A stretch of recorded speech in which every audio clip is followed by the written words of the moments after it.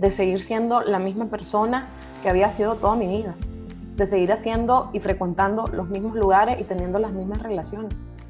de vestirme de la misma manera, de ser la misma persona. Porque posiblemente en la escena pública, quien asume una responsabilidad parlamentaria en Nicaragua debe cumplir con unos estereotipos que están marcados no solamente por la percepción etaria, la percepción de género, la percepción de clase, y que debes como cumplir esos estereotipos. Y para mí fue un ejercicio también de hacer rupturas en la dinámica política en el país. Yo era parte de un grupo de mujeres jóvenes muy mínimo, reducido prácticamente en el Parlamento, que teníamos la misma condición etaria. 2 diputadas del Frente Sandinista y 2 diputadas del MRS, Silvia Nadine Gutiérrez Pinto y yo, y ambas decidimos hacer ese ejercicio desde esas características de mujeres jóvenes, profesionales, clases medias, comprometidas con la democracia en el país y además con un proyecto de oportunidades para todos y todas. Entonces, básicamente, seguimos siendo las mismas personas y yo creo que eso te sirve de polvo a tierra,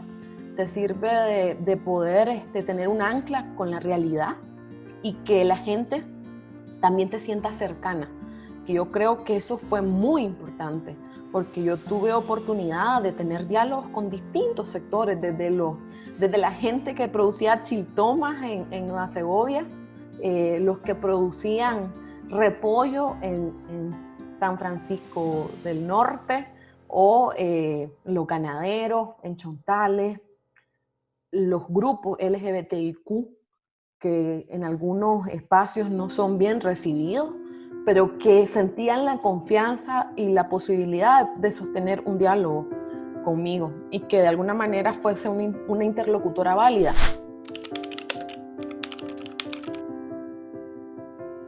No solamente es por la autoridad referida del cargo, sino también por la capacidad de construir vocería. Y yo creo que esa gestión de relaciones personales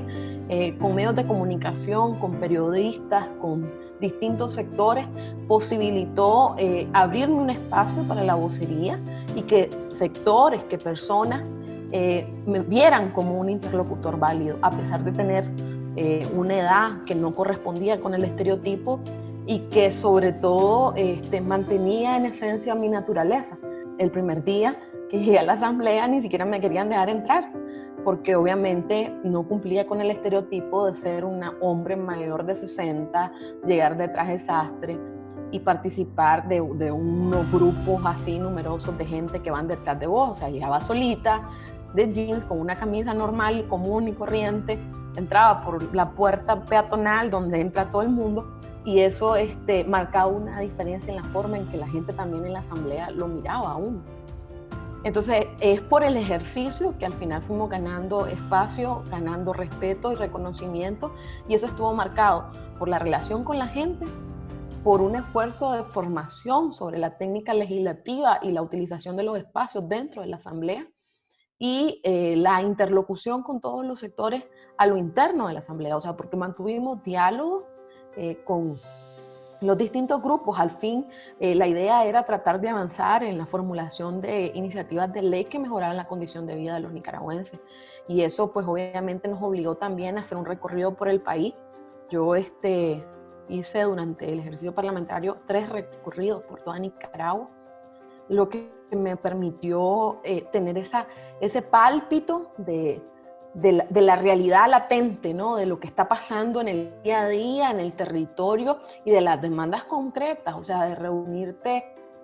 con comunidades indígenas en San Juan del Río Coco, de irte a meter a la mina Limón, entrar a la mina, ver con tus propios ojos hasta dónde llega el agua, dónde están los mineros, sentir el calor, el bochorno, los riesgos inminentes que abrazaba estar en esa mina, y poder tener entonces esas vivencias que pudieran hacerte cercanas a la ciudadanía. Para mí esa fue la clave, o sea, esa cercanía era lo que me hacía saber por qué estaba ahí y quién era yo.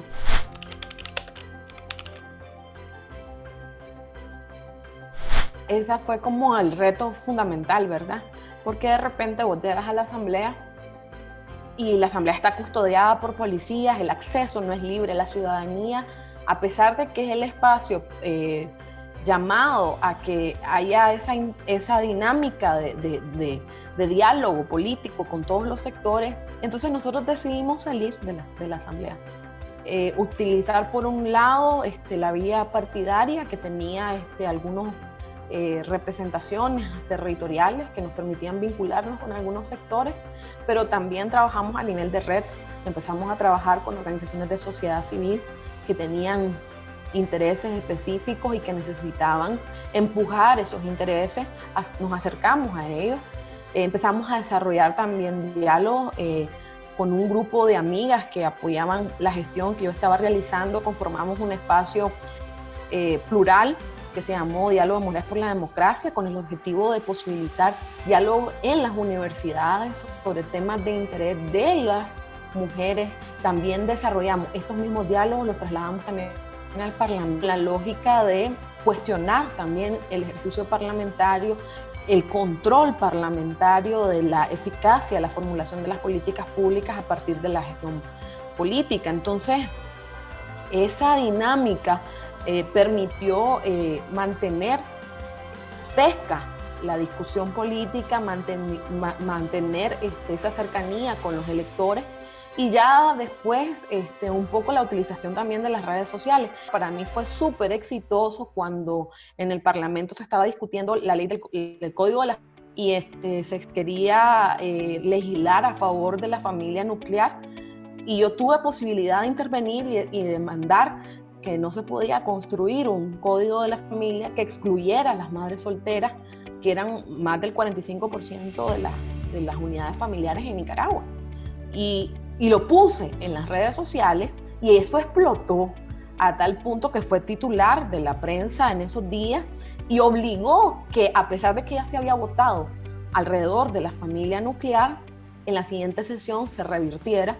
e incluyéramos a las madres solteras y a los padres solteros como núcleos también.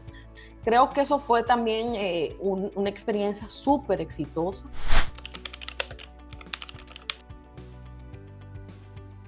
Bueno, establecer metas realistas en un entorno tan complicado como el nicaragüense era difícil. Yo me decanté por una agenda que estuviera más vinculada a los derechos de la mujer,